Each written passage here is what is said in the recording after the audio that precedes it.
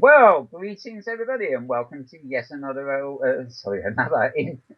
in-world edition of the Inworld Review. That doesn't sound quite right, does it? Another edition of the Inworld Review, the show where we come to you weekly and bring you a bit of news and discussion about the metaverse. And the metaverse, for those of you who don't know, is the world of online immersive spaces. Some people call them virtual worlds, and other people call them all sorts of other things. But they're not so much games, although you do find the old game in them. They're sort of working and social worlds. So this week's show is a little bit different. Firstly, Tara announced some weeks ago that she would be away for a family reunion.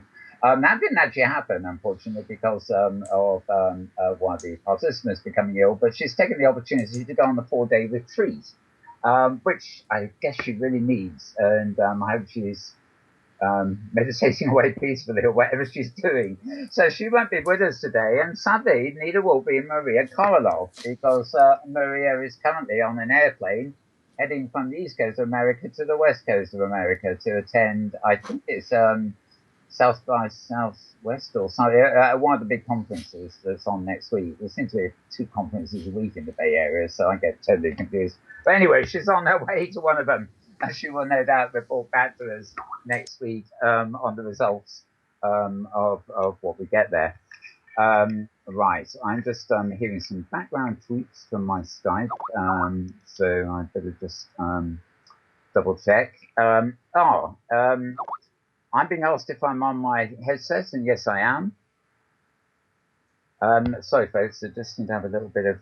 right, okay. Don't know what's going on there. Right, okay. Focus on doing the show instead of the back channel chat. Right, okay. So, anyway, we're back here today as our MetaWorld Broadcasting HQ on the Great Canadian Grid. And the date today, just to get it out of the way and make sure I got it right, is the 16th of May of the grand old year 2015. So I'm going to go through a few of the news headlines. But before I do, I'm just going to introduce the folks I've actually got in the studio here as guests today, in case they butt in, as it were. Firstly, to my right, camera left, as it were, we're joined by an old friend of the channel. It's Phelan Corrimal. Hi, Phelan. Good afternoon. And we'll be chatting to you later as we go along. To my far left, we're also joined by Mark Wiseman, who is one of the partners in DigiWorld, which is we'll be talking about DigiWorld later. It's a grid that Terry Ford Butch Arnold is also involved with, as he is here in Canada. So it's a fairly similar setup up over there, I think. And Maria has obviously mentioned this quite recently too, because it's another grid that is offering very competitive prices. But we'll go into that later. Meanwhile, it's just welcome, Mark. Thank you. And between Mark and me, we have Merrie Andress, as in Ursula. She's a woman of many names, it seems, but so many avatars are. But Merrie is behind a grid that you used to know very well, called the Pillars of Mist. Now, she has actually recently closed that grid down, but it has come back up again as regions inside DigiWorld. So we'll be talking about that too. Welcome, Merrie. Nice to be here. Thank you. And I think I got that right. Yes, you did. It was perfect. Okay, fine. Right, well, before we go any further, I'm just going to run through my own Twitter feed, which those of you who know this show know is what I'm trying to do. It is 10 miles long under here this week. I'm scrolling under the floor, largely due to Maria's Hyperica posts. Her new assistant there is publishing destinations galore, as they say. So what did I say it was today? 16. So I need to go back to approximately the 9th. There we are. Okay. So as I say, there's been a lot of, you can follow my Twitter feed, by the way, at twitter.com/Malbones, all one word. I do have an additional Twitter feed at twitter.com/malbones_writer. Though that's events and destinations that are principally, they're not exclusively Second Life, the more sort of lifestyle-y sort of stuff. But my main feed is just Malbones, or one word, at twitter.com. And if any of the things I'm about to read out intrigue you, then that is actually the place to go to find the real links, because I only have the short ones here. Right, as I said, Hyperica, which is Maria's destination sites, have been having a lot of stuff coming up this week. Abraxas, Club Quantum, almost a whole load of stuff. Most of my posts have been going out via the Scoop It, the more serious ones. Were absolutely bodacious confusion. Yes, I forget offhand what that was about. It was, I think it was a discussion on the state of Australia's grids, put it that way. I'm not going to read out all Maria's destinations, I'm afraid, but I'm quickly scanning up. Okay, now, Maria had a post also 3 days ago on Inworlds. She started with an S, but their name is actually Inworlds with a Z, or one word, Inworlds. And they've revealed their community support efforts. And Maria, Hyperca Business, has a post on that. They were, in fact, in contact with me in the week. We had a little boo-boo last week, a controversy I don't like. Well, not when it's part of my show, anyway.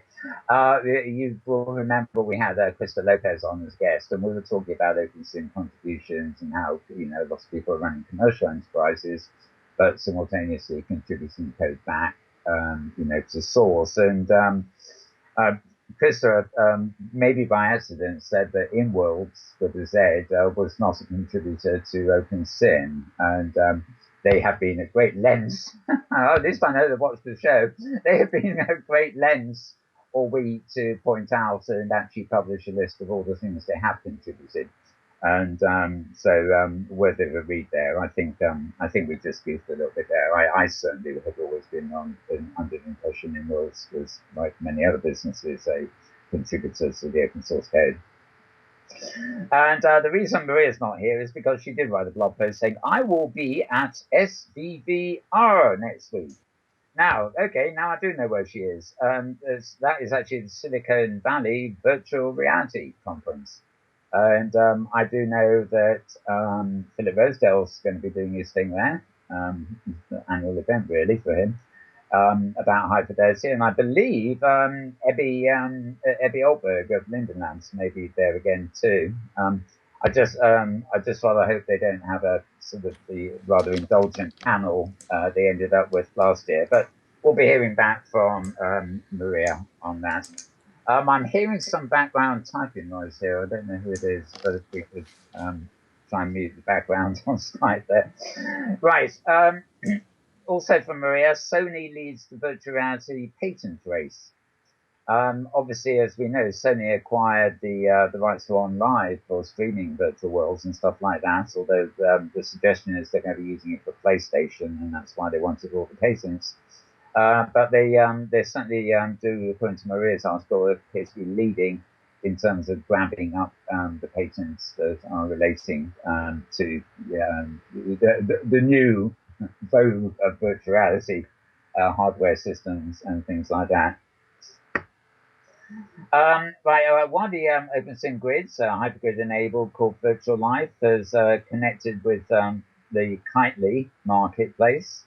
And also they're connected now to the Codex currency exchange here on the Canadian grid, and several other grids use Codex. So the more, basically if you have a Codex account for OpenSim currency, more and more worlds are actually using that, and you'll find you can exchange your currency or use currency, across grids. And of course, the kind of marketplace is the one-stop everybody goes to for delivery wherever or whenever you are, basically, to find my end of show phrase. Right. Now typically a survey. Don't we just love surveys? I really wish Maria was here. She'd have comments on this.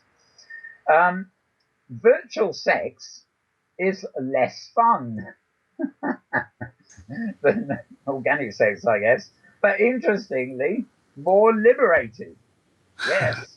Now, you've really got to hand it to this survey people. They want to go into the exact detail of this kind of thing. Well, if you want liberated sex, come and have it virtually.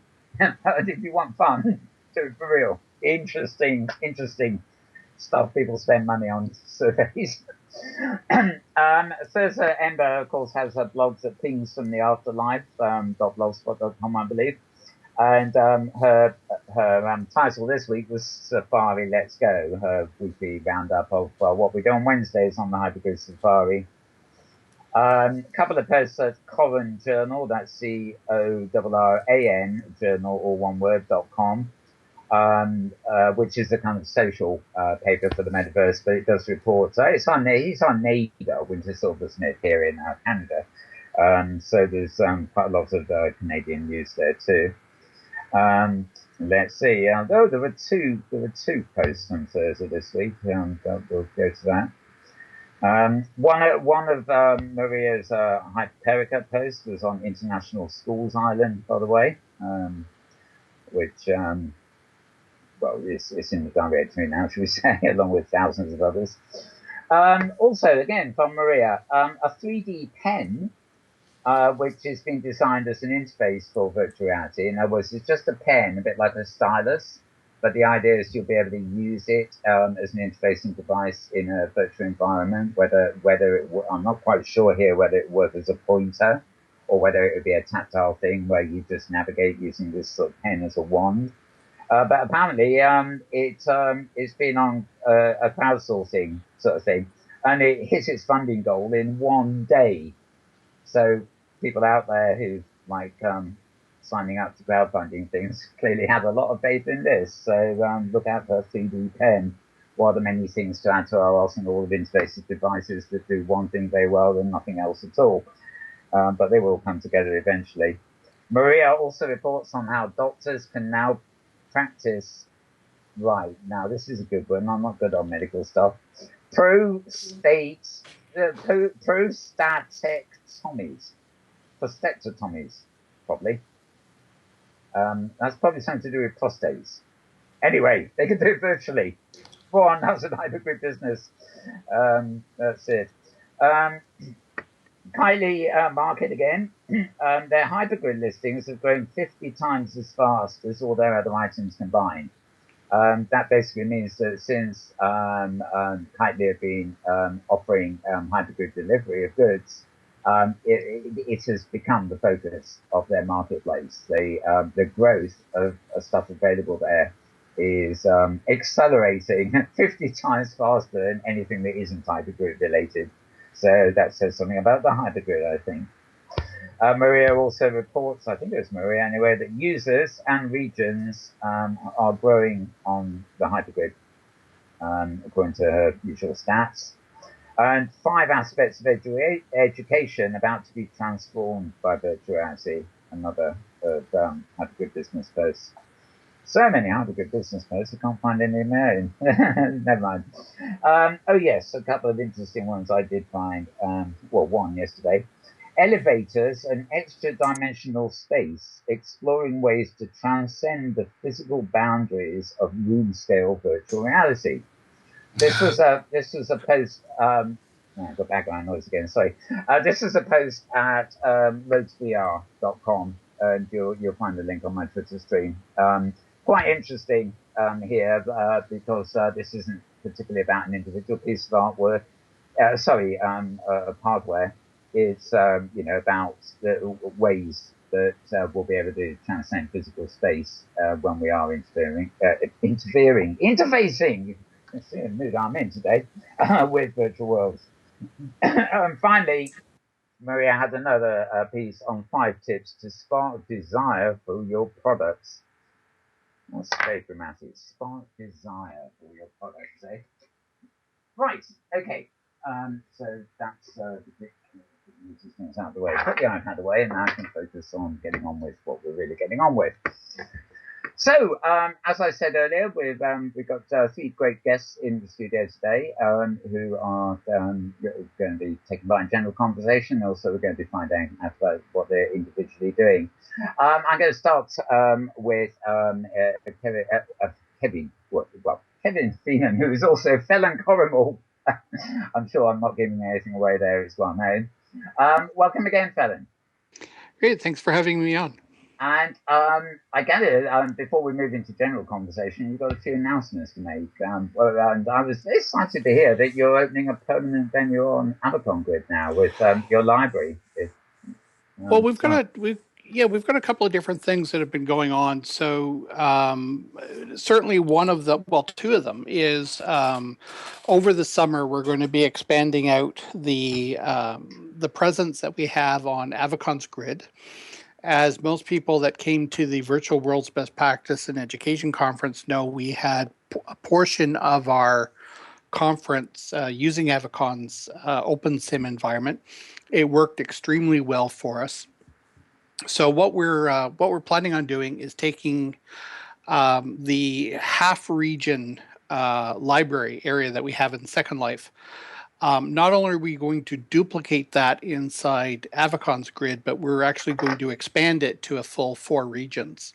Oh. So we're going to be focusing to a certain extent a lot more on library services inside a virtual construct. And some of the things that we're going to be doing over the next year are in part going to focus on this interrelationship between how people search for information online, how they search for information inside a virtual environment, and then how you tie those two components together in order to get more practical knowledge out of those particular types of searches. So, for example, I mean, and we've been talking about this for years.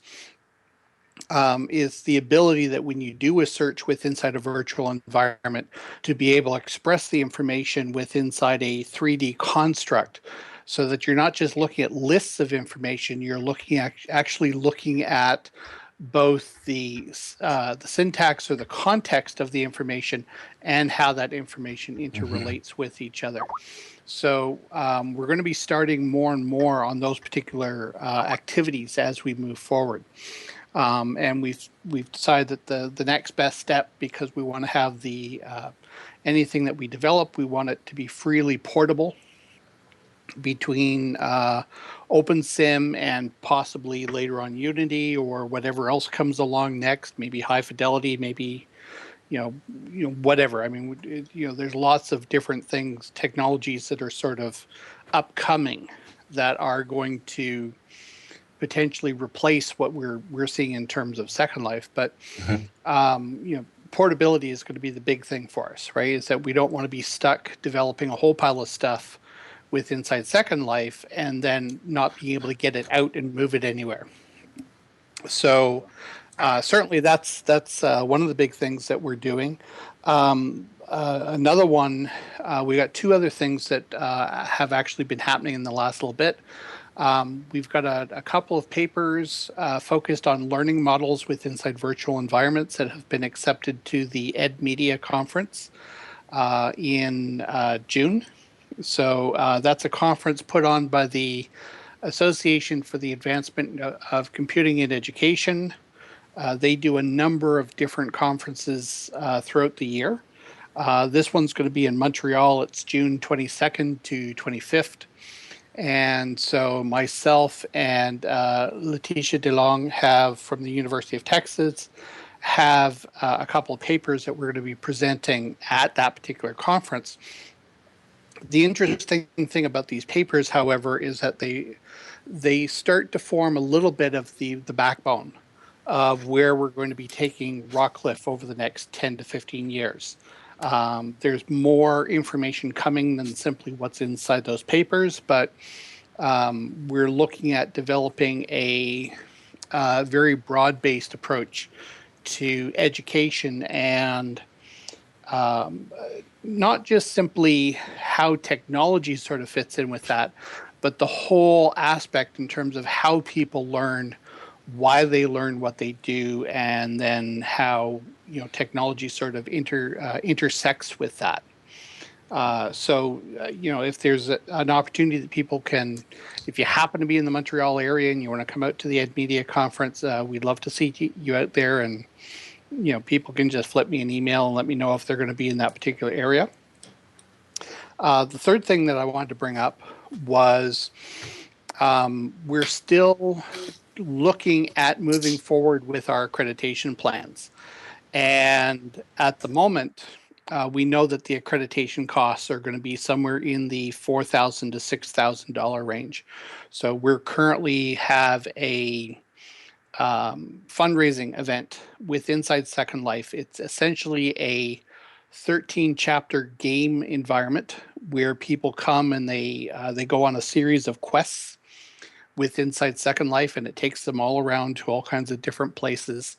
It's been up and running for a little bit, but if anybody's interested in coming and participating in the game, we have information on our website in terms of how to get started, and all of the funds are going to go towards our accreditation costs that we're hoping to apply for in the fall. Well, great. There's a handful of stuff there. Have you got any plans to bring the game to the Hypergrid as well? At some point, yeah, I think we are. This is the first time that we've actually tried to put a game like this together. And while we've, in a lot of cases, we talk about the gamification of education, what have you. We're experimenting with a couple of concepts. We're using Second Life in order to do that, simply because we've got a little bit more in the way of resources in that particular area than we do in OpenSim right at the moment. However, again, like everything else that we want to do, eventually we want to make this stuff portable. And so right now, everything is self-contained with Inside Second Life. The next version of the game, what we're hoping is that we'll be able to connect this to a back-end server environment such that as people play these particular types of games, these learning games, as we move forward into more of these particular types of things, that we can actually start to then keep track of exactly where people are in the game, how they're progressing, potentially be able to take people on tangents that may have absolutely nothing to do with the primary learning objective. But the same with any type of learning. I mean, you get these opportunities where you get halfway into something and all of a sudden it's like squirrel, and you get sidetracked, right? So this whole idea where you have it's the sort of thing of learning without knowing that you're learning, isn't it? In other words, the fun factor takes over, although it is still a learning process. It is, but it's also like as compared to World of Warcraft. Like if you look at World of Warcraft and how they do their quest-based activities inside that particular environment, eventually every path that you take eventually draws you to a straight line between where you are and where it is that they think you need to get to. But learning never actually works that way. Learning has rat holes, it's got pitfalls, it's got detours, it has all these other different things that sort of distract or sidetrack you, and they provide opportunities to allow you to make mistakes, but not only to make mistakes, but to be able to recover from those in a safe and controlled environment.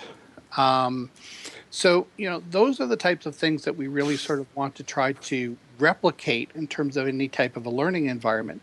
We don't necessarily want to we want to guide people towards an approach where they're learning something interesting in terms of starting off with a particular area and reaching an endpoint.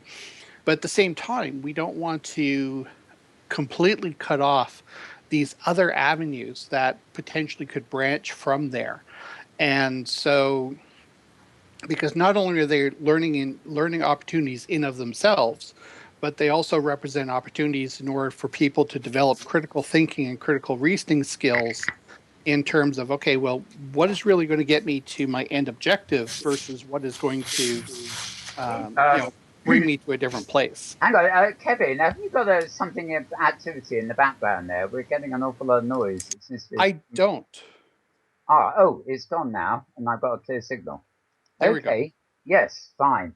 Okay, it sounded like we were in the middle of you were getting from suburbs to a busy city, and it was just getting worse and worse. Okay, we're fine. We're fine again now, at least at my end. I'm hearing you loud and clear again. Okay, there we go. Okay. Yeah. So I mean, there's all these really interesting opportunities that we're finding as we go forward, and so the interesting thing is that now we're starting to, like before when we started off, everybody that was involved with Rockcliffe was sort of in there. They were sort of doing their own thing. We were sort of all over the map, to be quite honest. And now we're, as we've been going along, we've becoming more and more focused in certain areas. And so I think people are going to find that while we're still going to have a very diverse set of programs that are available to people, that eventually they're going to find more and more in terms of where it is that we're going to be specializing as we go forward. And so I'm hoping that's going to open up some really interesting opportunities, not just for us, but for people that come on board with us as we move forward. So. Okay, well, we'll come back to this in general discussion, I guess. Just a couple of questions. How many actual regions do you have now in the Avicon grid? In Avicon, we have 4. Right, so it's principally a library at the moment. Yeah, we're just working with the 4 at the moment because the Avicon grid is still a fairly small grid.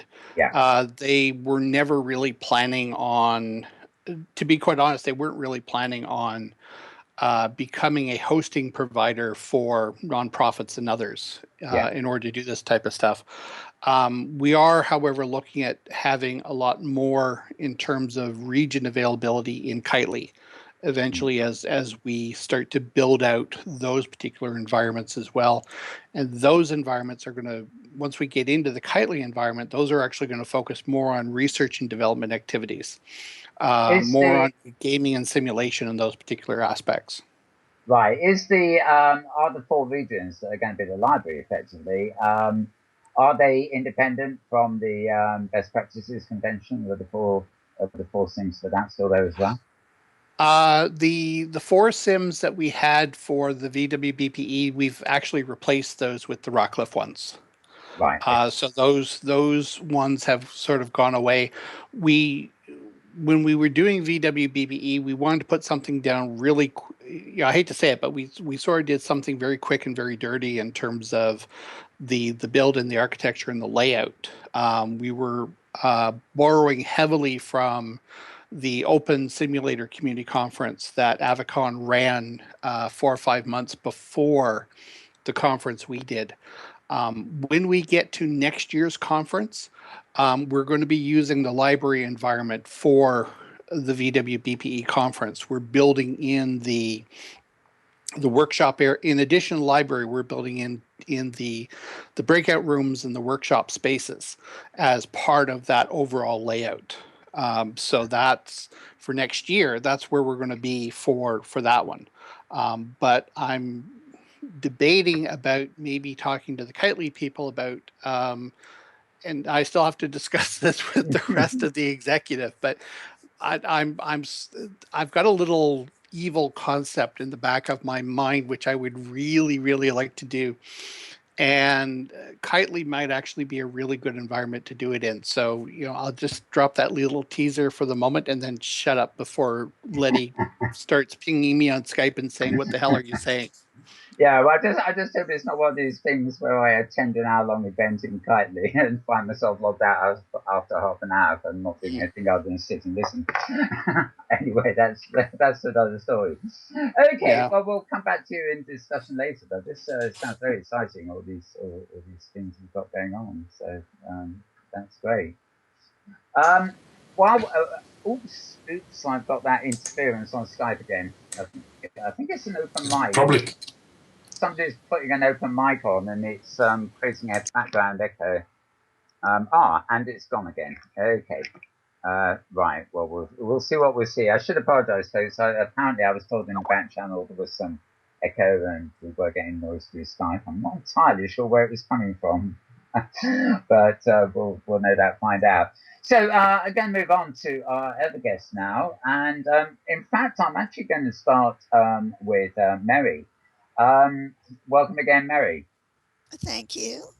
Now, I do know that in our discussions of hypergrid destinations and stuff like that, Pillars of Mist always came, well, it was at the top of our to-go-to places, I suppose, put it that way. Well, thank you. It's really nice to hear that. Yeah, I did watch my visitor count, and I certainly got a lot of hypergridders, so I was very happy about that. Yeah, indeed. I said, did we actually visit you with the Safari group with Thursday and one time? I think we did, didn't we? You sure did. You actually all came in, and I sent you down to the mysterious places I have in Port Oak, and yep, you guys had a good time. Yeah. From what I remember. I do love places I can get lost in that are sort of mysterious and things. So the regions I'm building here are all designed with twists and turns and ups and downs, and the others to get, stand in one region and it feels like. You can definitely get lost in the mines in Port Oak. So. Yeah. Oh dear, the mines. Yes. Yeah, the underground sections. Yeah, I've been playing with those.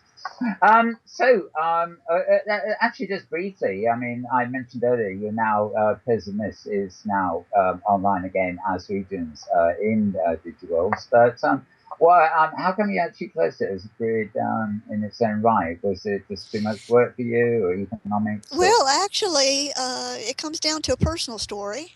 Basically, running a grid, of course, is very intensive, and if you don't have a couple of good staff members, it makes it very challenging. Because there's a lot to do running your own grid, and especially if you're going public like I was hoping to do. And we got news that me and my husband will be moving in to take care of my ailing father-in-law. And due to that and the lack of being able to get good staff in, no offense to my two dear friends that may be listening to the broadcast, I decided to go ahead and close down the grid portion. And then the folks over at DigiWorlds, because I've been in contact with them quite a few months now, Michael especially, contacted me and said, "Bring it here. I want Pillars of Mist over here." I was very honored by being asked that, and they said, "Oh, we want you. We definitely want you on DigiWorlds." So that was a really cool thing that happened. So I went ahead and talked to them, worked out a deal. And I moved Port Oak, which is the most visited section of Pillars of Mist, over on DigiWorlds.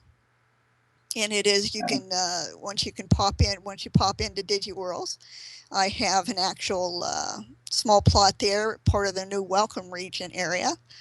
And you can teleport directly from the Welcome Region. Great. Okay, well, talking of DigiWorlds, let's bring Mark into the conversation. Welcome again, Mark. Hi, Mal. Let's see if the sound behaves. Right. You're very, very loud on my speakers, but you seem perfectly clear. It doesn't seem to be a busy city on your end. I don't know where that was coming from. Very odd. Okay. Anyway, we actually spoke a great deal the other day, in fact. So it was almost like having a show in its own right. But tell us a little bit about the history of DigiWorlds. I know that there have been major changes recently, and you've been expanding, offering good price regions and stuff. But you have actually been going a long time, and of course your company is involved in quite a lot of other professional world stuff. Yeah. So maybe just tell us a little about your history and the history of DigiWorlds itself. Yeah, well, 2.5 years ago, Terry, Michael's seats, which Andress just referred to, Merrie, and two other partners. We got together to create a company called Digital Worlds Group, with the intention to be providing services to digital worlds, and obviously OpenSim, as that's our core thing, which we understand. And from that, we've done some work for archaeology companies, real estate companies, creating previews or rebuilds of historical locations, which are then used in tourism and sales opportunities.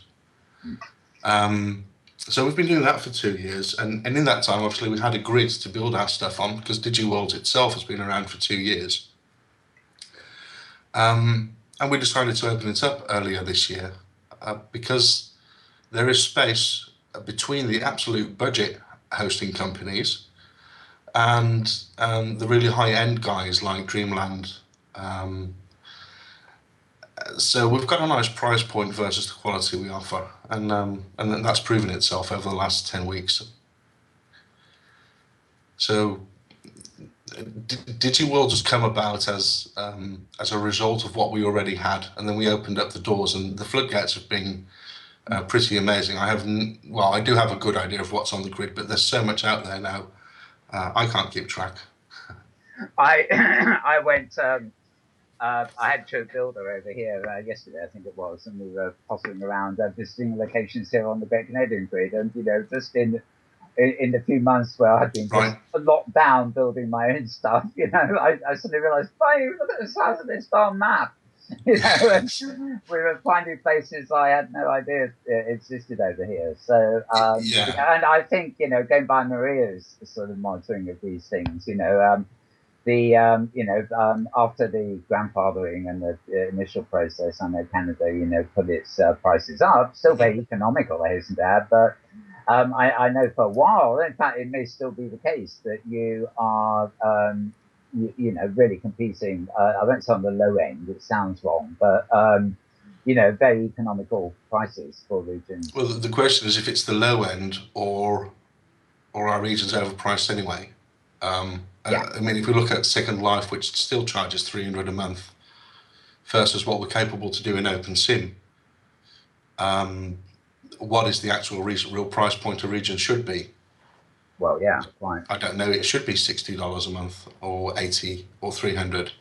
If we look at what it costs us to run it and then put a proper margin on top, we end up with our prices, and then we're still able to run a proper company. Do you think, out of interest, actually, I don't think this is a question I've asked anybody before, but do you think that in scaling, having a small grid and then being popular and having to scale upward, when you think of products being popular, you think the more they sell, the cheaper they should get. But is it possibly a case of like the overheads of the administrative overheads of something that needs to scale up? That are actually becoming greater, and actually, there's a point where the bigger, the more expensive. Yes. No, that doesn't sound right, does it? It doesn't. No, but I'm just wondering if there's any logic to that, because certainly an old grand old. No, definitely the operational end, the technical operational end, gets cheaper as you scale up, because you're capable to have bigger, heavier machines, and it makes the price per region cheaper. And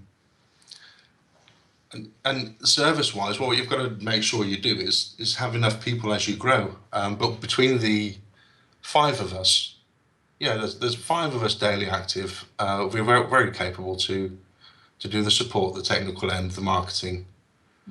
So, are the 5 of you mentioned exclusively devoted to the grid, or is this 5 of you in the office that are, because I was going to ask this too, you're doing things in Unity and whatever, and I was going to ask how much overlap there is. Yeah, no, that's the 5 of us in the company of Digital Worlds Group. Right. And then there's predominantly 3 of us who service the front end. So towards customers and customer service and our clients, and Terry and Laurent are involved on the more heavy technical back end. Right. So there's a good split and a good mix of qualities between us. I have a website background and a marketing background. Terry's background is servers and OpenSim itself and viewers. Michael's into the animations. We've got people who care about Windows servers, who care about Linux servers. So we seem to have hit a nice mix of people. Right.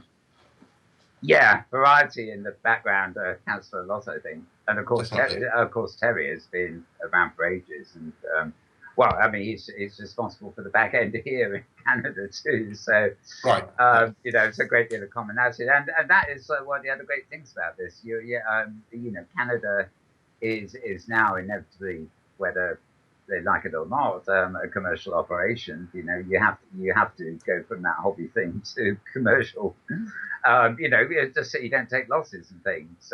But you know, you've got these sort of you know, what is nice to me is the sharing of talent, back end talent, and things like that between different grids with different absolutely. But one of the backbone thoughts in Digital Worlds Group is, I'd been involved with Third Rock Grid before, and I'd seen how other grids happen. Maria's monthly chart shows 30 new grids coming online, 40 grids going offline, and this happens every month. And why does this happen? Because probably most people who start a grid don't really want to be a hosting company. And so there are two types of people who get involved in OpenSim. There's the technical end of people who love running the grid and making it optimum as it is. And then there's a much bigger, I think that's 90% of the people who start a grid who want to run a community. And one of the things we've said from Digital Worlds Group at the beginning is that should really be split. You should have people servicing, like in a normal website hosting environment. You have a company which makes sure the server runs, that the website's on it, or that the website can sit on it. And then there are people who create the content of the website on top of it. So there's and I think that's where a lot of grids trip up, is when they get to the size where it actually has to turn into a hosting company, because they've said to all their friends, why don't you come over and get a region and, well, pay me a couple of dollars and I'll keep it online for you. After a while, that really turns into a business. And I think there's I mean, well, actually, there's 2 points here. I mean, the first thing I'll go first is that I'm looking back on 12 years since Second Life's been around, and you know, that was certainly a pioneering community of people at the beginning, and then they've been through different CEOs and things, but they've really fallen into this trap of you know, people in Second Life feel they're empowered or they're entitled, and they don't really see themselves as customers, and they don't see Linden's Inworld as customer service. They somehow feel themselves, you know, they're not quite government either. It's hard to describe what they are, but people feel entitled on an individual level to approach the management of what is a big vast world, you know. So there was a point, I know Phillips told me this, that you know, Linden's could not, you know, they're going as olds, yes, but they just, you know, they couldn't get any work done if they went in.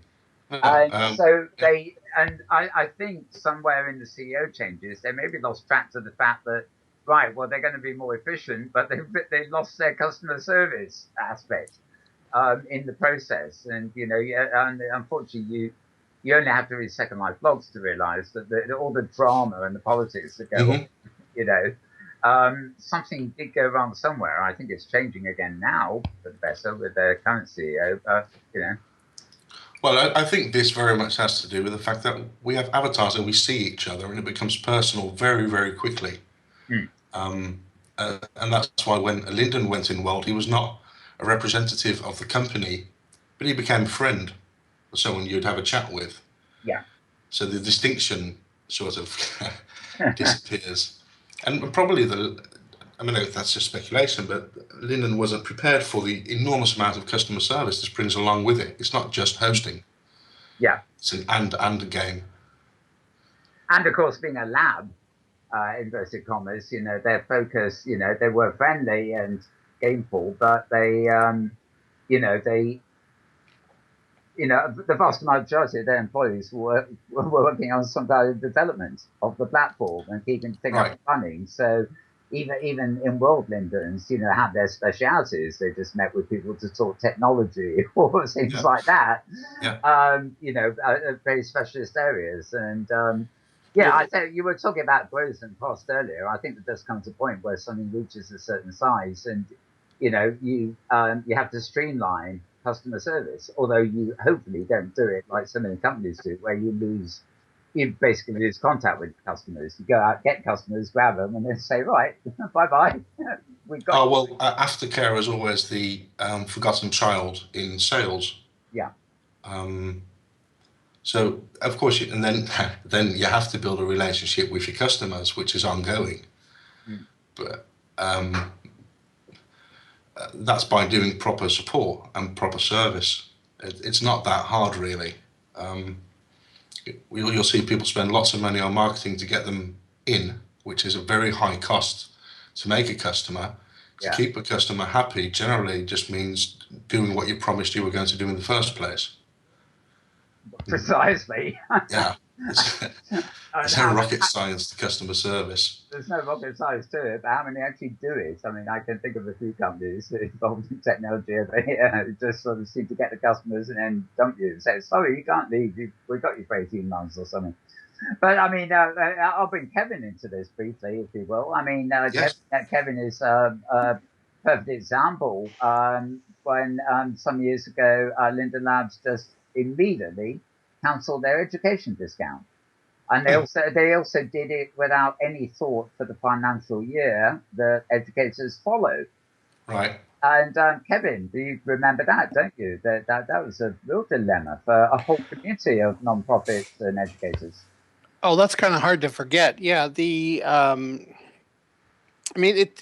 interesting because, one of the things that Linden Labs seemed to fail to realize is one of their core competitive advantages was the fact that they had this very large community of educators, right? And I tell people this because the whole aspect in terms of, how do I want to put this?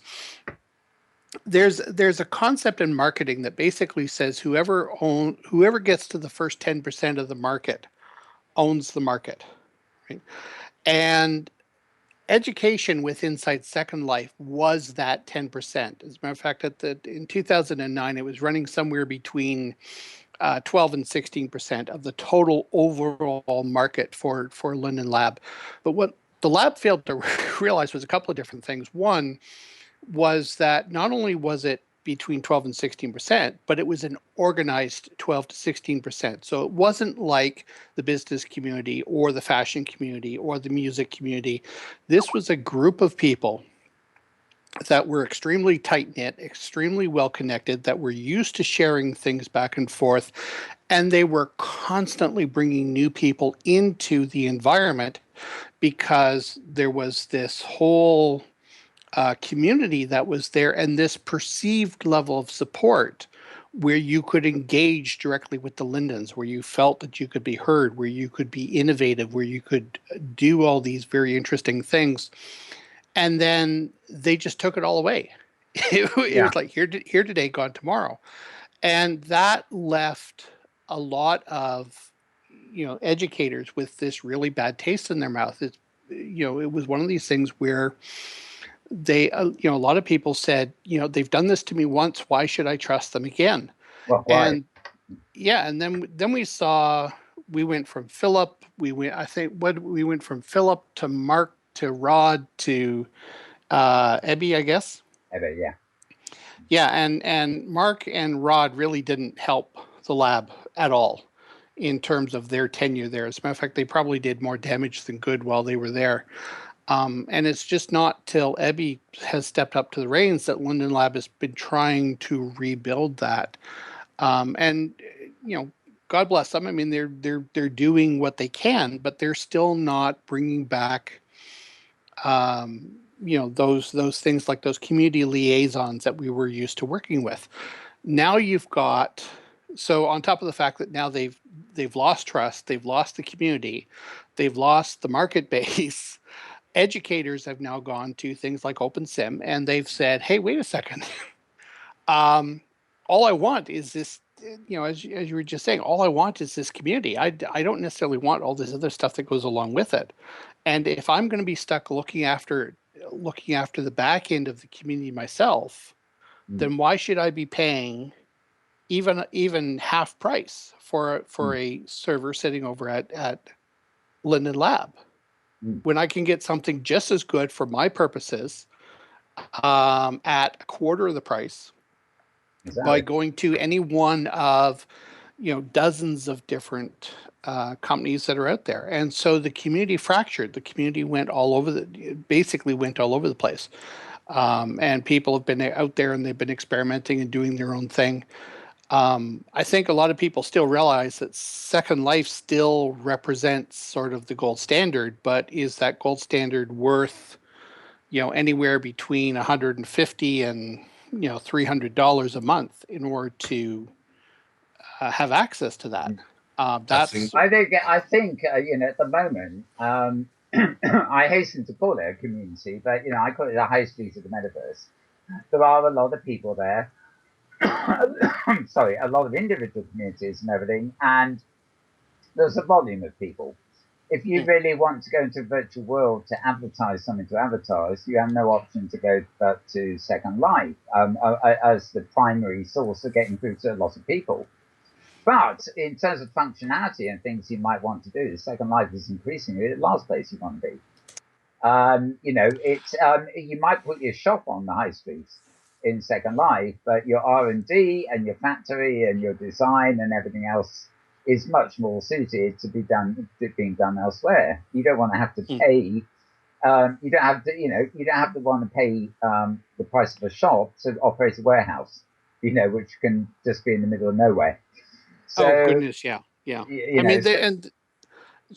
of the other aspects, in terms of just being able to have mobility of content, right? The whole reason why Second Life developed as much content as we did inside that environment was because we were constantly creating derivative works based on what somebody else had done. So somebody created one little piece and then, somebody else came along and they added to it and somebody else added to that and somebody else added to that. And by the time you got to these really, really cool products, it was a mishmash of probably the collaborative efforts of anywhere between a dozen and 80, 90 people. Now, I'm not saying that happens in all cases, right? Because a lot of people are in there and they're creating their own original works. But when the environment is so focused on this idea of being able to leverage and being able to create these derivative works, and then the lab comes back and says, oh, by the way, because it's a derivative work, you can't take any of your content anywhere other than Second Life. No wonder why everybody was sitting there going, WTF in terms of, from a consumer standpoint. Yeah. I'm looking at this and I'm thinking, no, I've bought and paid for this. I've put my heart, sweat, and tears into this. It may not be all mine, but this is my final original work, and I should be able to have it portable wherever I want to. And there is legal precedent for that externally as well. Yeah. Well, we end up having an endless discussion here too about the rights and things. I don't expect to get on an airplane to the States and be forced to take off my clothes off because I bought them in England. On the other hand, I don't expect to buy a house in England and then put that on the plane and take it with me. But, there are parallels to be drawn here. And, there are some aspects of this sheer greed and content stuff that we beg a belief, really. Merrie, I'd like to bring you in here. I presume that you started off or have experience with Second Life over and beyond being out here. Yes, I did actually. Way back, I started off in Second Life with a couple of friends, and they're still with me today. And he got me started building. He says, "You're going to learn how to build." And I said, "Well, I don't know. I'm not sure about this. Come on, Yeah. come on, learn to build." And I got the bug. And so I've been doing it ever since, Yeah. and Once bitten, you can't get once away bitten, from that. absolutely once bitten. I bet And I that. actually joined OpenSim not too long after the baby hatch, so to speak. Yeah. And I was over on OS Grid. That's where I think most of us started actually in OS Yeah. Grid. Yeah. I was on Reaction Grid for a long time, but about the same time as OS Grid, but they didn't stay in the OpenSim environment. They do Unity and stuff now, though. Yeah, they were very big into education and that type of thing. And I actually worked for them for a little while doing modeling once they went into Unity. Oh, okay. Yeah. Yes, I'm still very fond of Chris Hart and all. It's a fellow British bat, the crowd over there. And in fact, my private estate to the south of Messerwolf here is actually the OAR file of my estate way back when on Reaction Grid. It's now I've completely rebuilt it now. I made a complete hash of it, but I've got this marked off area called the Reaction Grid Preservation Zone. Because I can't, there's certain things that are memories that you can't give up.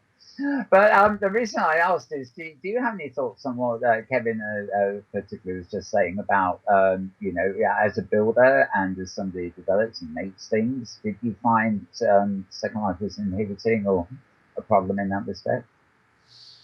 I would have to say probably so, just because of what was mentioned.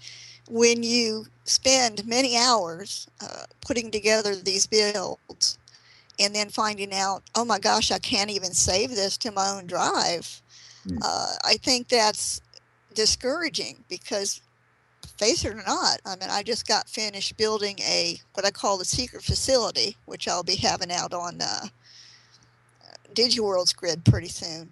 I spent hours doing it. Between all the building, and I do everything in Prim. I can model and mesh, but I still prefer Prim Inworld.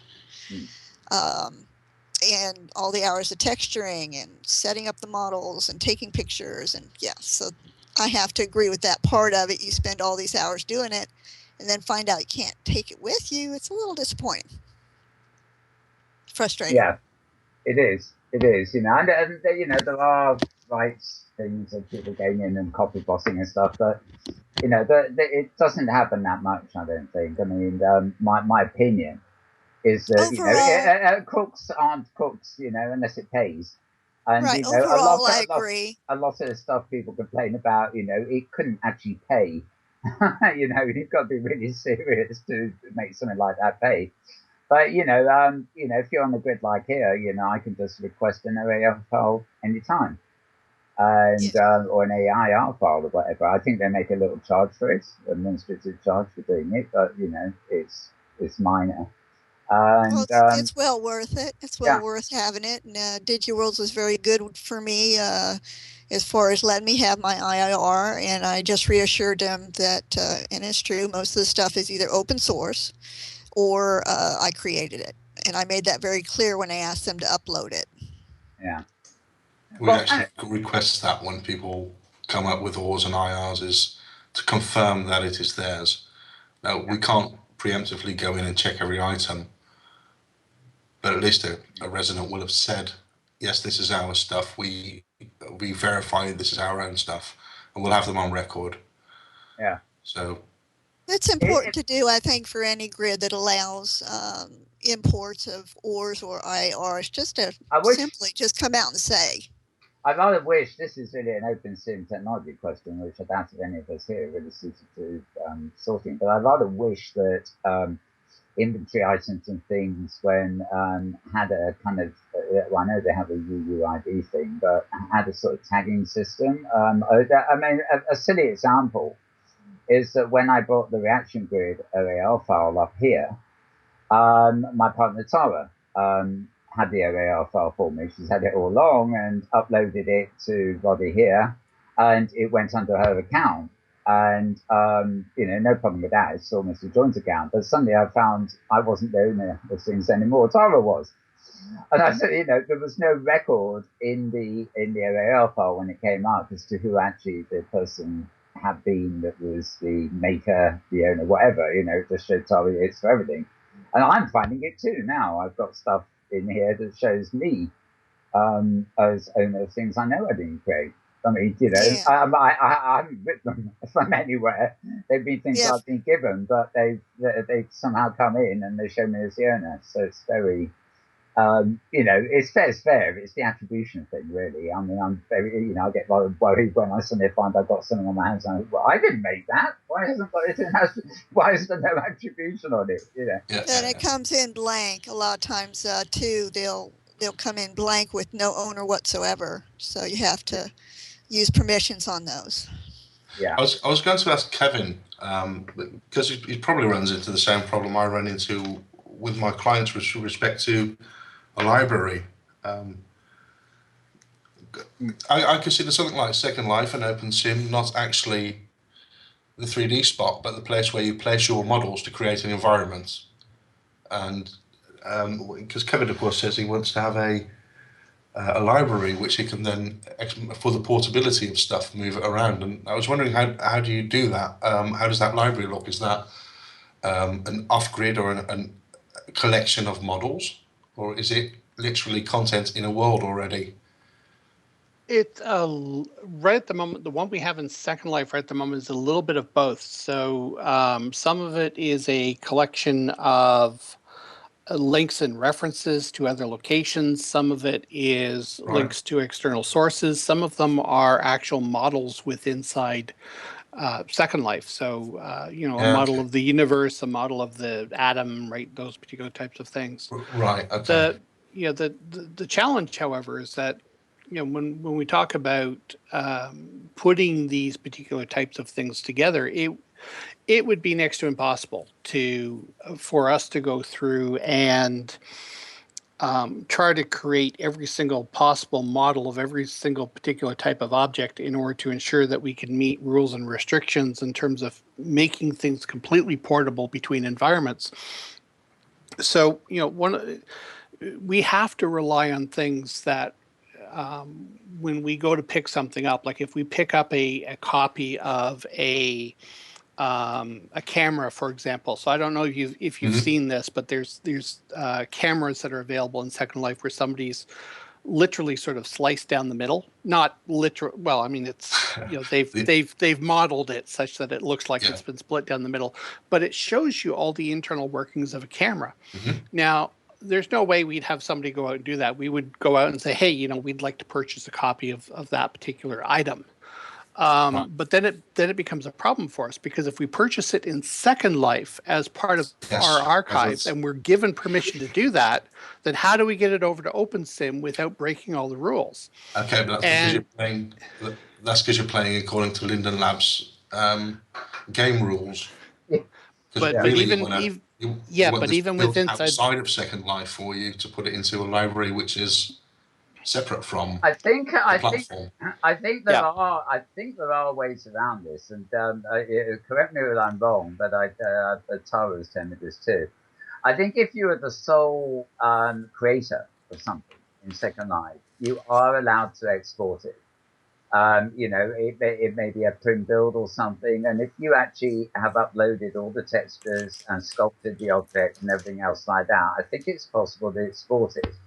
Obviously, if you were thinking sensibly, you'd actually do it offline and then import it into Second Life when it's ready as just one deployment route. But the problem comes when it's something you've acquired off somebody else, because there's no such thing as an export right in Second Life. So if I buy the exclusive rights to an installation, for example, for a lot of money of somebody in Second Life, I can only go into Second Life and get a region and res it for my own private amusement. I may own the exclusive copy, but I still can't get it out of Second Life. Now, the only way around that, of course, is to go to the person I'm buying it off and say, can you, as the sole creator, export it and give it me offline so that I can put it where I want it?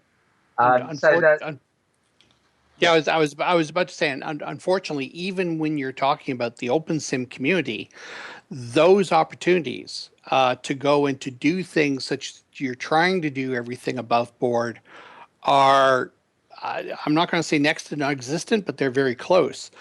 There was a dichotomy that I noticed back in 2008 when we had the Second Life Community Conference. I think it was 2000. It was either 2007 or 2008.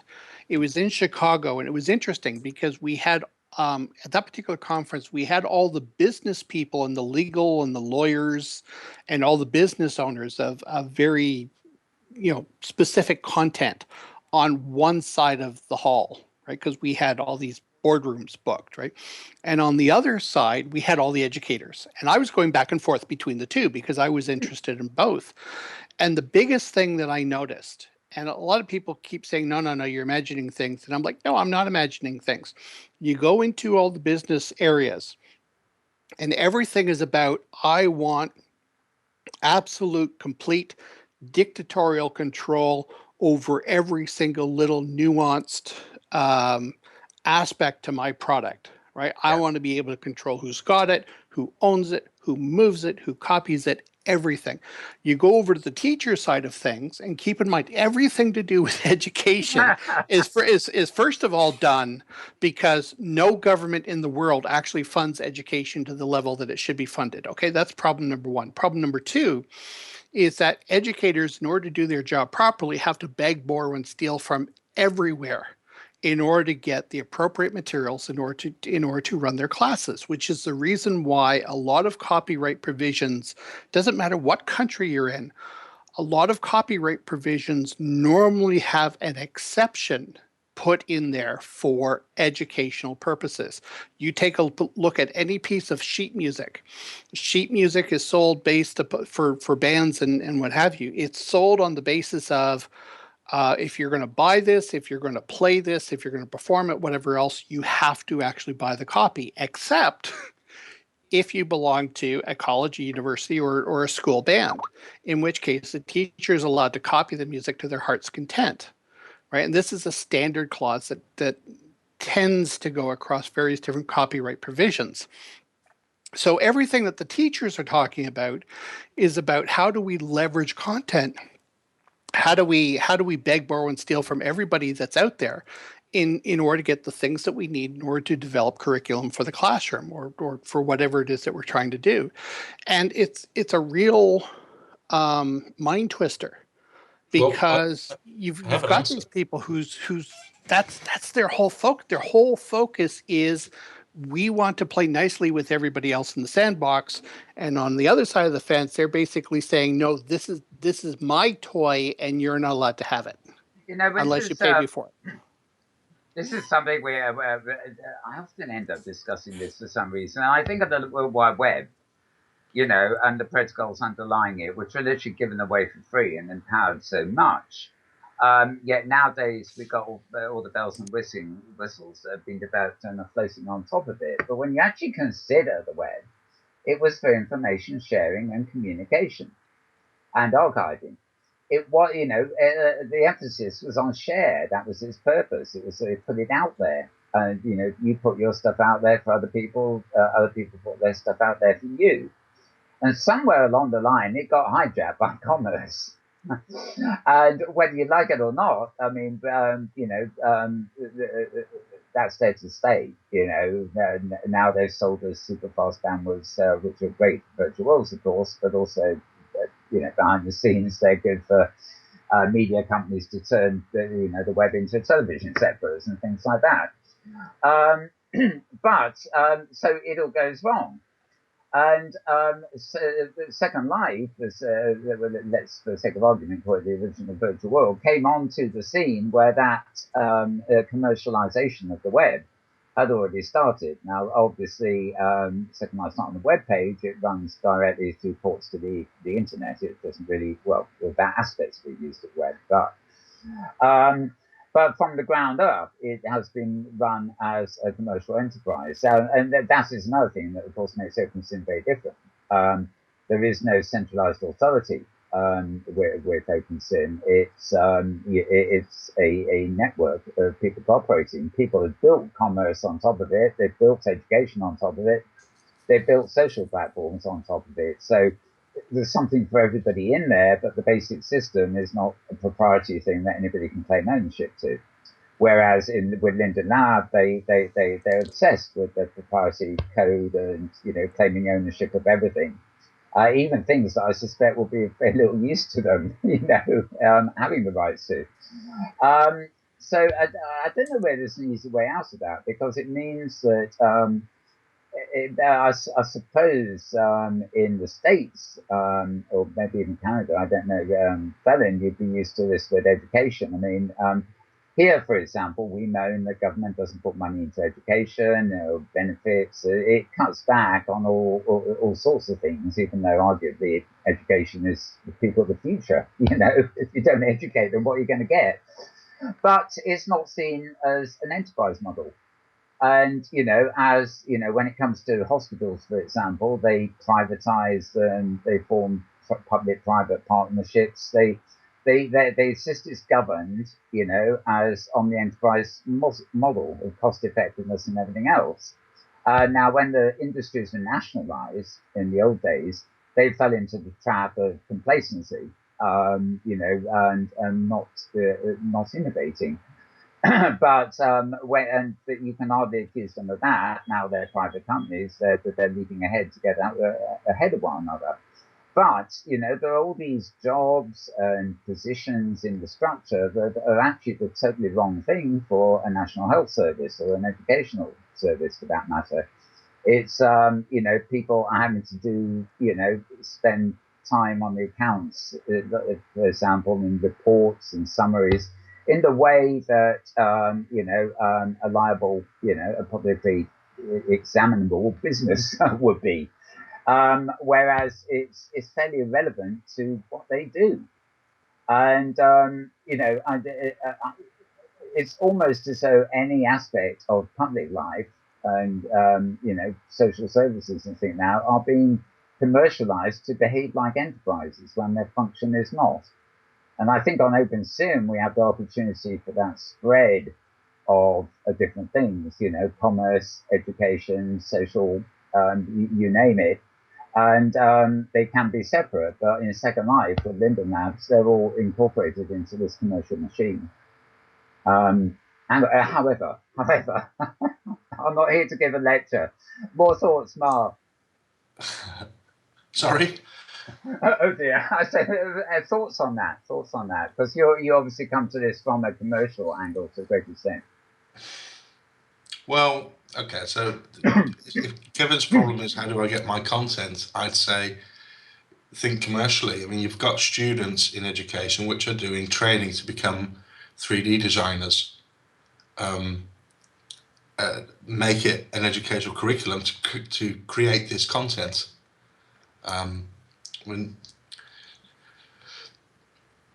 Just think back to Kevin's problem, because the Linden Lab closing down the allowing to export it is due to that they build you into their environment. But Kevin can't take his content into Unity, for instance, even if it was allowed out of Second Life. Yeah. And so Kevin's group would have to own it one level higher, which is outside of the environments it's put in. Yeah. And then on the question, commercialism and an open source product, that's an interesting one. I think there's a fine line between one party wanting everything free, and then those of us that would like to see just a few dollars on the very long hours that we work on our products. On the content in it, yeah, definitely. Yeah. Mm-hmm.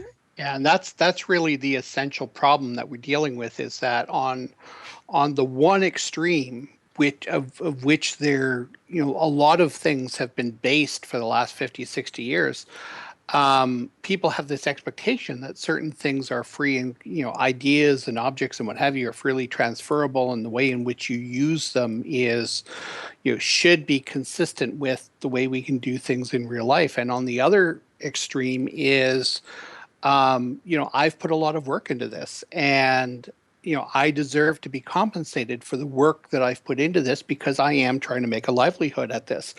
And the problem is that nobody's trying to get to the middle right at the moment. I mean, even if you take a look at the new Creative Commons licensing that's, I don't know if it's come out yet or if it's about to come out, but I've been following some of that a little bit over the last year. And even there, they are still massively struggling with this concept of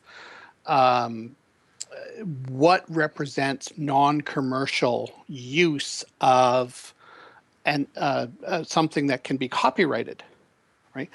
And they've deliberately stayed away from trying to define what represents this idea of non-commercial.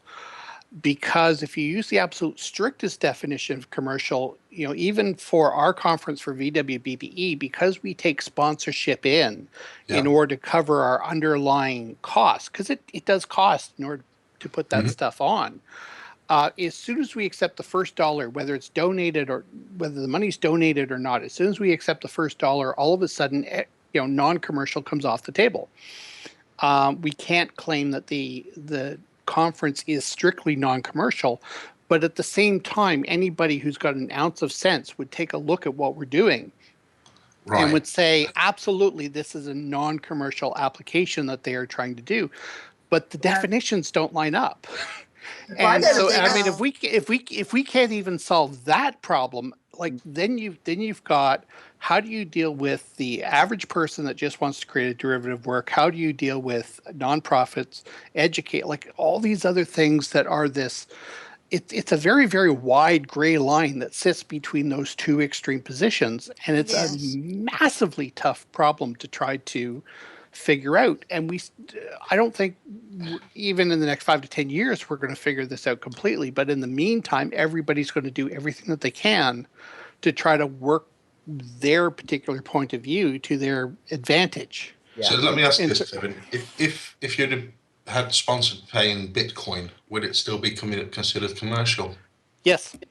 And so, because on the risk of going to reinventing economy and a whole, this issue does not just play in virtual worlds. That it gets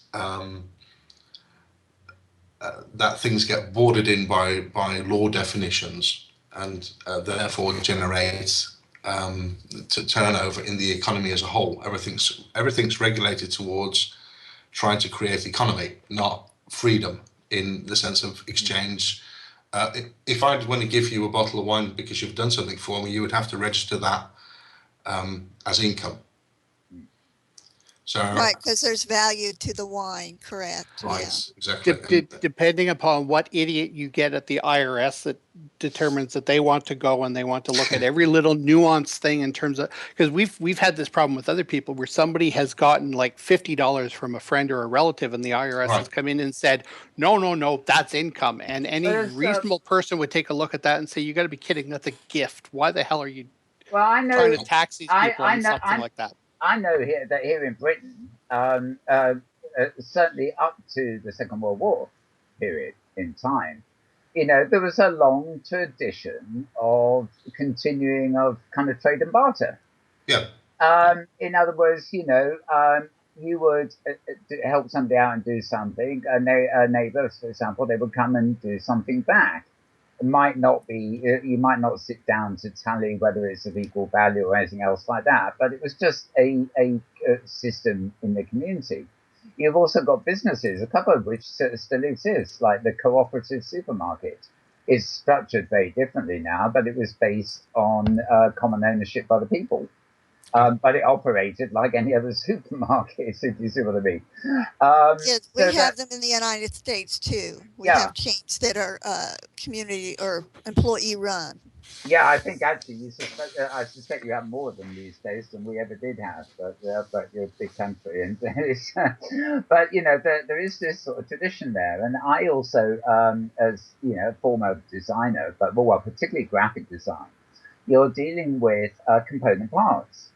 So I expect to acquire photos and paintings and typography and illustrations for magazine pages, or get people to paint things to go on a stage set or whatever, you know, the whole layering and everything. It's all to do with my skill is putting the component parts together, not actually making any of the component parts, if you see what I mean. But So, you create an original work. Yeah, and if I think of it in terms of a publisher or a producer of a play or something like that, then, you know, I don't, you know, I sympathize with the problems they have, because, of course, they've got to go around all the owners of the component parts, you know, to work out a share system where, you know, they will get the right amount of the composite product I have made out of the component parts. You know, and that's something I hate doing. I wouldn't do it for my life, but, you know, if somebody else does it, that's their thing. But also, you know, as a writer, for example, I know that I can quote things from printed articles and things like that, and it's basically extract for the purpose of review, is the sort of phrase they use. So there are allowances there where it's fair game if, as long as you don't plagiarize something or rip off the source. If you only extract it in context and give full accreditation, it's okay. But it seems to me these type of things are just less and less every day, as every single tiny facet of our society, and by extension our virtual life, has a value. In a commercial sense, rather than an emotional or any other sense. Well, the other, sorry, I was about to say the other aspect of this is that we also run into a problem with inside a virtual setting that you don't have inside a real life setting. So if I move from Toronto to Ottawa, and I've bought a lawnmower in Toronto for the house that I own down there, and I move up to Ottawa. If I were to apply the virtual world's rules towards copyright and what have you, then as soon as I move up to Ottawa, I can't bring my lawnmower with me, because the lawnmower was only ever purchased for use in Toronto. Now, any person realizes that argument is stupid for a real life object. Once you've bought it, you have use of that object for wherever it is that you travel to, because you purchased it for your own personal use or for the use of that particular business. The challenge, however, is that as soon as we open that door with inside a virtual context, there are all these people out there that are willing to abuse that right, because in order to transfer, there's no cost of development of a virtual object. If you create one, you can create a million. There's no incremental cost for creating additional copies of that particular item. Yeah. So when you go to transfer from Third Rock over to Kitely, or from Kitely over to Avicon Grid or Inworlds or wherever else, as soon as you open up that door to say, yes, you bought this particular content in this virtual world, and it's clearly you want to take it over to the other one, that's fine. But as soon as you open up that door, all of a sudden the problem is, you know, people will take advantage of that, and then they'll start creating multiple copies of something simply because there is no incremental cost to not creating additional copies. Well, no, I think that's fair enough, because I mean, this is not just virtual worlds; it's the virtual world of the internet. MP3s you download, but you don't own them. iTunes, Apple own them, or the record companies own them. You have a license to possess them, but you can't. But you can't even bequeath them after your death to a family member, because in relation. I'm sorry, Mount. Go ahead. Yeah, well, basically because you don't buy, unlike buy a single. You know, you used to buy a piece of vinyl, and you owned that copy, and it was yours to melt or give away. You can't do that with digital goods, because like virtual goods in the virtual world, they are defined electronically and easily copyable. So you only have a license to possess the copy. You don't have the license to any tangible physical product. And you know, it's kind of endemic, not just in the virtual world. I mean, we were talking about this in relation to something like Kitely Marketplace. You know, there are logical ways around it. I mean, if you put something on Kitely Marketplace, you can buy one copy that's not copyable or transfer or anything like that, and Kitely handle the delivery to your home grid, and you can use it on your home grid. On the other hand, you can buy other things that are actually fully copyable or transferable that you can use on other grids. And often, the key to this, I would think, is the price markup. If I can spend 1,000, virtual currency on a jacket that I can wear, get delivered and wear on my grid, but if I pay 5,000 for the same jacket, I get a copy that is transportable. I mean, maybe that will work. I don't know. Yeah. But Mal, why really do we accept the fact that assets which we bought somewhere live on a grid? Why isn't it part of my viewer? Why isn't it downloaded to somewhere on my disk anyway? I bought it. No, I would agree with that totally. But I'm given it's a design choice in the model of Linden Labs for their virtual worlds, but that's because they want to own the assets. And of course, there's technical reasons for doing it. But why can't I have my inventory just simply download as a zip? It's mine, isn't it? Well, I've got a license to use that content. If I buy Microsoft Office online, I can download it. I have a copy. If I want, I could give a copy away to someone. But I don't do it because I'm a nice guy and I have my license on my stuff. Yeah. So in relation to the gaming aspect of this too, this also relates because I also model for engines like Unity and that type of thing. In relation to the virtual worlds and actually creating 3D models for game engines, they follow a strict guideline for distribution of those models. And you don't often see those models get ripped. I hate to say it that way, but that's the truth. As opposed to the copyable content we see spread all over the place in the virtual worlds.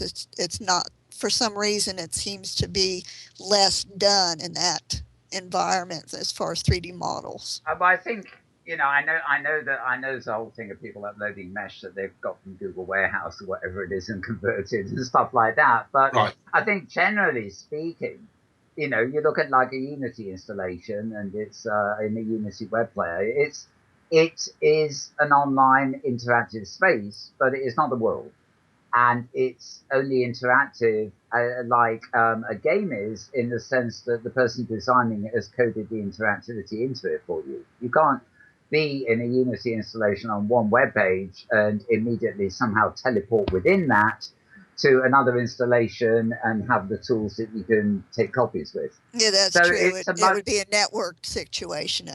So it's a very distinct, different environment. I mean, there are these silly games on Facebook where I don't know, like Farmville used to be. I can't even get into Facebook these days, but they siphon off money from, you go about Facebook credits, they take micropayments here, there and everywhere. That's true. For absolutely nothing. It's they're draining the microcurrencies off you, which actually over time really add up. And people are kind of suckers to that, but they're not ending up owning anything or whatever. So I mean, you can't fully criticize it. It's like if I pay so many dollars to go into a cinema to watch a movie. Well, I've had the experience of watching the movie, of course, but I don't own the movie. I didn't buy the DVD. I simply paid somebody money to allow me to do something. So you wait for the DVD and then buy it. I don't go to cinema. I just wait for DVDs. I usually wait till they get to the bargain bin as well. I mean, it's just there's more than enough material out there, and I haven't got time to watch half of it anyway. But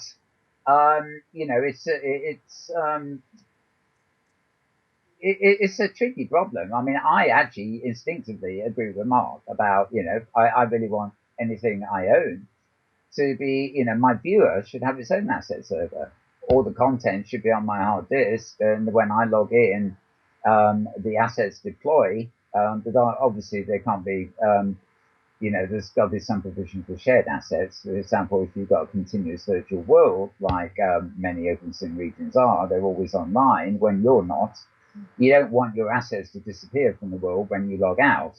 You want to. No, obviously not. But you'd want to retain your master copy, or you want to be able to put it out and leave it there, but also pick it up and take it home again, put it on your own disk because it's your stuff. Yeah. Well, I think we talked with Merrie about this a lot of time. I mean, our conclusion has always been, although here I am building in Great Canada Grid, and I'm not doing it myself, but the obvious thing to do is to actually, use a SIM on a stick or something, or make everything offline, deploy it privately in a virtual space of your own, and then deploy it here, there, and everywhere as you want to. That way, you've got the original, and if you upload a copy to Second Life, well, you can't take it down again, but you can have it wiped out, and it doesn't matter. You can't get a copy back because you've got the copy on your hard disk.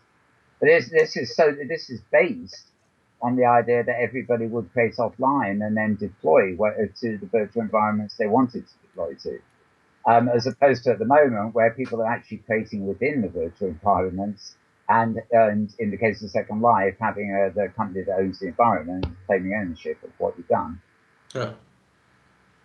So offline, to me, is the obvious solution, or a decent open SIM grid that will allow you to copy and export all your content if it's yours.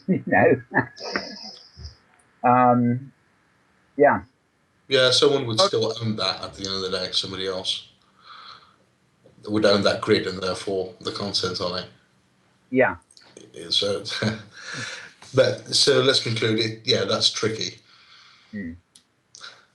Okay, well, believe it or not, we're running up to the 90-minute point, and usually we've gone way over it before Tara starts yelling in the back channel. But of course, we didn't have the extended Merrie and Tara segments today, which is because we had a great old chat. What I like to do before the end of the show, though, is actually, regardless of the stuff we've actually spoken of already, is to go around each of us in turn and any other points that we haven't covered that any of you would like to raise. So again, I'll start with Phelan. Oh goodness! No, closing my. It's always a pleasure to come here, just because it's we get into these interesting discussions, and while we rehash a pile of stuff that we've talked about over and over again, there's always something new that comes out of it. So I don't really have anything to add, but I just want to again say thank you guys, because I mean it's an opportunity to explore some of these topics is wonderful. Yeah, that's what we like to do. Okay, Mark. Yeah. Well, I can only follow on what Kevin just said. It's too bad we didn't touch on questing systems and learning systems and electronic learning systems, because I'm quite sure Andress, me, and Kevin both, we all three have a link there. Because if there's anything we've got to do with our worlds, there's lots of great visual content out there. It has to become interactive now. It has to become enjoyable. It has to become adventures. But that's just a promo to grow OpenSim. We have to gamify the thing. Interesting. Well, maybe you should get together, Kevin, the two of you, and we'll continue on after this. Thrash this out privately, and then come back and discuss all the stuff you thrashed out. I mean, I'm tempted to say go ahead now. Okay, Merrie. Well, looks like I'm having a little viewer problem here. I actually dropped. I don't know if you guys can still see me or not. I can, but that's no guarantee of anything, actually. My view is just as temperamental. Yeah, one of my goals with OpenSim was, and still is making it much more interactive and interesting for those that come here, and to teach a simpler method to get new members in, including gamers. There's two sides of the story as far as, OpenSim is not a game, and the other side, OpenSim is a game, and I think it can be blended in very well, not only just for education and socialization, but I think it can be a game. I think it can be much more interactive. And that's one of my goals, is to try and help get it become more interactive and easier for new players to come in and join us. Oh, great. You did just vanish from our screens, by the way. Yes, So I did. hopefully you'll be that shortly, but you're still on voice, so that's really what matters. I mean, it's to me, actually, this is quite, interesting. I mean, I role play to me is a very good example of something that it can happily be. I can visit in Canada. I fell into one yesterday, a role play sim, where it is strictly gaming and with a social component. But on the other hand, there are plenty of other role play instances that actually are deliberately role play but are designed to be educational. Yes, very much so. Somebody builds an immaculate build of ancient Rome, puts NPCs in it that actually do all the functions of a living population that it would have happened way back in ancient Rome. And you go into it and you're required to take on a persona and role play within the environment. But the purpose is totally educational. So you can't just, likewise, virtual worlds are virtual worlds. It doesn't say they don't have games in them. There are plenty of places I used to hang out which has slot machines and things like that, and you just play them as you would in the real world, but virtually. So it's, I think there is a boundary between what is a game and what is a virtual world. But I think virtual world probably does include within it as a concept, the possibility of games. Yeah, a game has a goal and borders to it. Mm. Virtual life doesn't. That's why people who come into Second Life usually get totally lost, because there's no constraints anymore. There's no plot. A game has constraints and goals, and therefore it's safe to play it because you can't really lose. Yeah, and there's you get stories in virtual worlds and Second Life and stuff too, but the storytelling is non-linear for one thing, but also there are no fixed stories. It's the story of life itself. You are simply in there to do what you want, as you are in the real world. Okay, well, the other question I always end up with, which is a different question actually, is regardless of what we've actually spoken about today, is there anything coming up or happened in the last week or coming up in the next couple of weeks or whatever that has got you excited? Again, I'll do the same round. I'll start with Phelan. Well, actually, I think I've probably gone through those already. I mean, certainly the Ed Media Conference, which is coming up, we're really sort of looking forward to. The virtual game that we have, we're hoping that more people come out and play that and get involved with that. So, those are a couple of things that we're sort of excited about. And then also, obviously, we're expanding the number of sandbox environments that we have for people to play in. So, you're going to start to see more and more things coming up at Rockcliffe as we go along. So. Great. Okay, same question to you, Merrie. It doesn't need to be virtual world, by the way, but obviously, just anything that's captured your enthusiasm over the last week or is worth mentioning or coming up.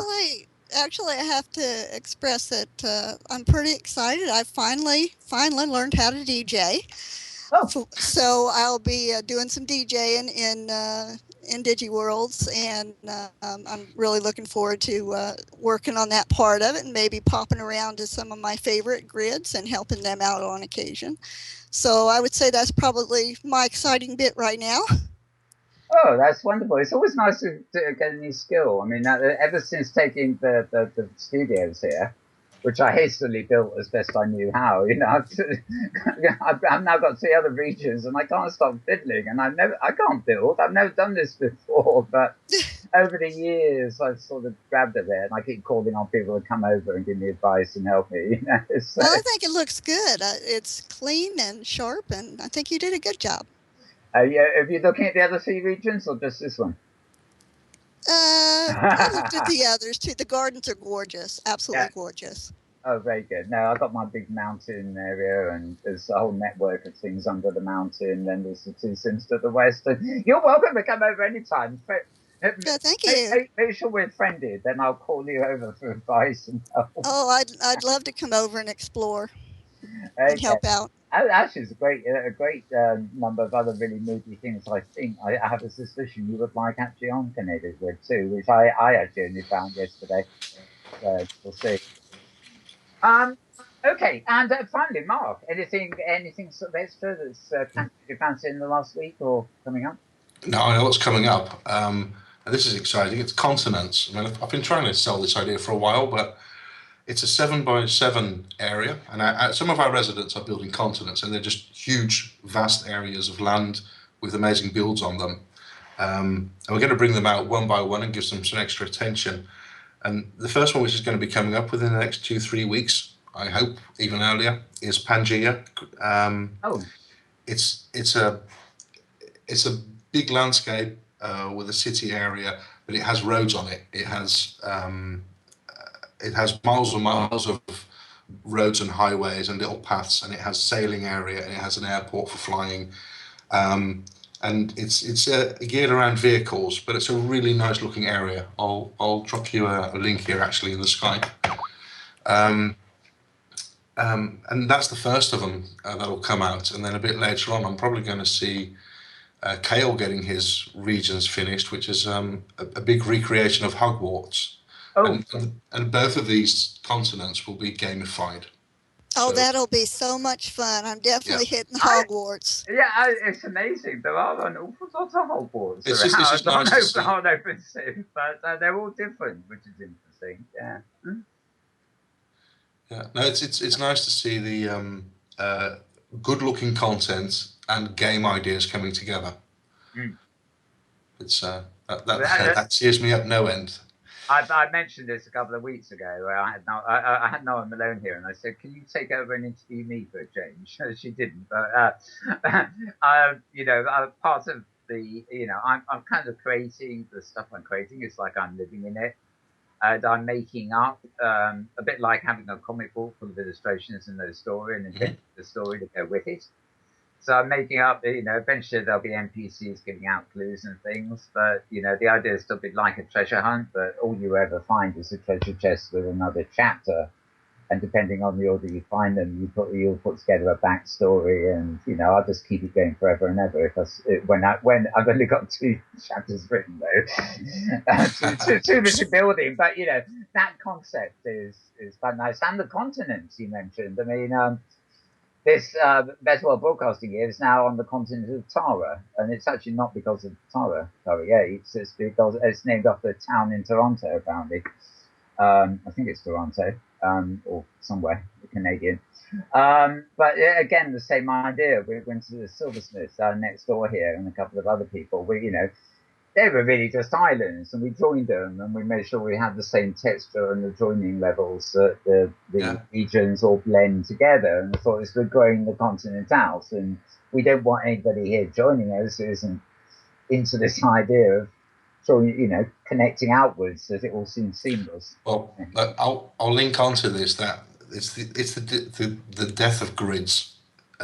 Grids have got to turn into hosting companies. It's about the content which people create. Yeah. And especially with the hypergrid now, because I can go anywhere anyway, and there's more grids latching on. I have hypergrid jumps, and after a while, I do not realise on which grid I am anymore. Yeah, I know. I realise I'm at some content somewhere. I don't know where it is. Yeah, same here. I've had that problem. I have no idea what grid I'm on. Yeah. I do that too. I mean, I've been, looking for stuff that fits in with the sort of scenarios I want to build. I go out mostly looking for freebies, stuff I can copy legally. I hasten to add, and I would hypergrid around everywhere. And if something didn't take my fancy, I'd hypergrid to somewhere else. And I realised actually yesterday when we were going around the Canadian grid that I'm so used to hypergridding, I hardly ever jump anywhere on this screen. Which is like over the road thing, because it is just so easy now. And I definitely get that same thing, because if you're out exploring on your own, you tend to find somewhere and then you see a sign linking to somewhere else, and you start jumping, and before you know it, you've actually lost track of what you've been jumping to and from. As long as the hyper jump works, you just take it and start exploring. So it's and that's a wonderful feeling, because one moment in very real terms, this is something you don't experience in Second Life. Linden Labs are on American servers, they're American hosted companies, and they're subject to American law and all the strange things that go on in America as far as surveillance and everything else is concerned. They go on elsewhere, unfortunately. But somehow, I somehow like the feeling that I'm on Canadian servers. And also in America, but equally, when I hyperjump, I can end up on servers that are housed anywhere in the world. And I can't put my finger on it, but somehow I feel like I'm more likely to be connected to the local culture of that geographical location in a virtual sense.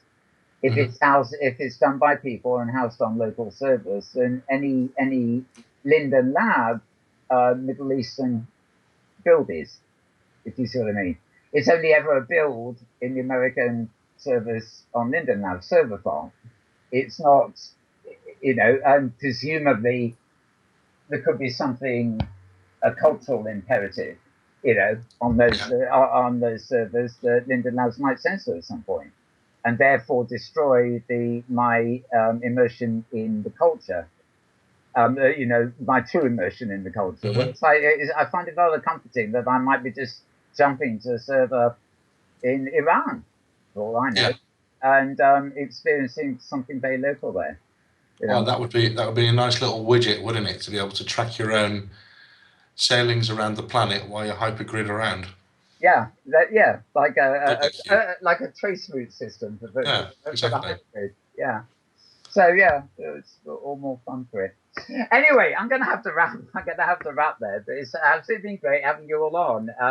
I'm sorry you haven't made it back to your seat, Merrie, or maybe it's just me that can't see it. No, our camera can't see. No, I'm off now, but I want to thank you very much for the invitation. This was a great experience, and I hope to do it again. You'll be welcome anytime. And as I say, I'm going to try and, if I see you online, make sure you friended me if you didn't already in World here, so I can see when you're online, and I might. Sounds perfect. Just let me know, and I'll bet that.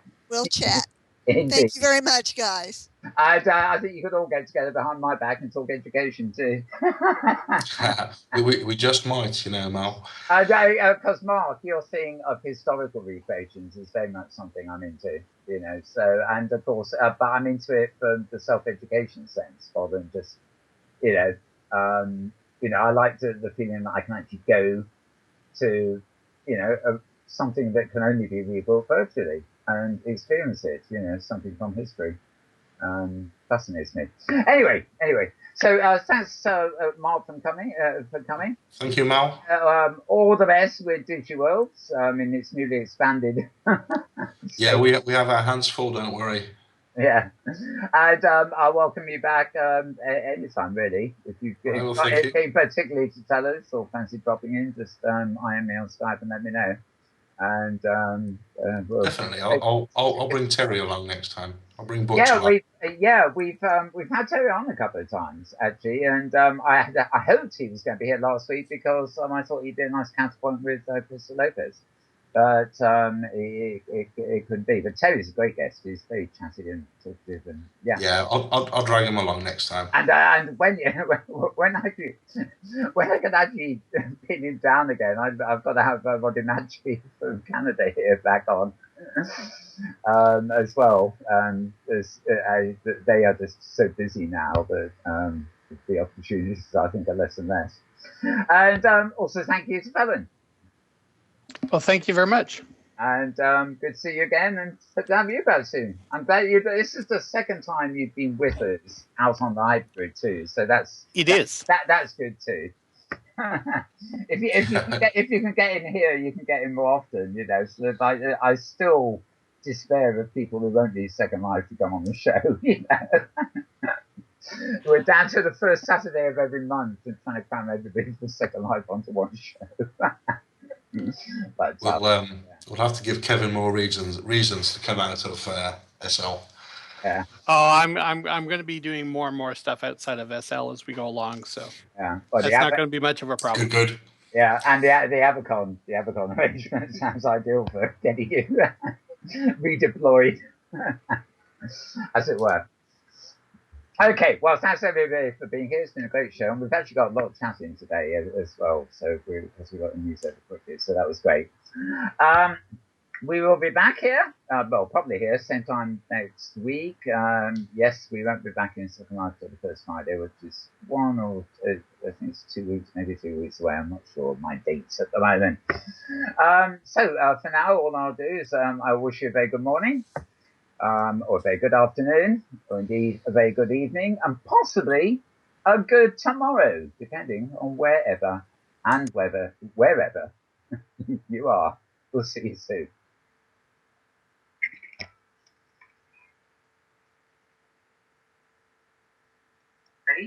A good tomorrow.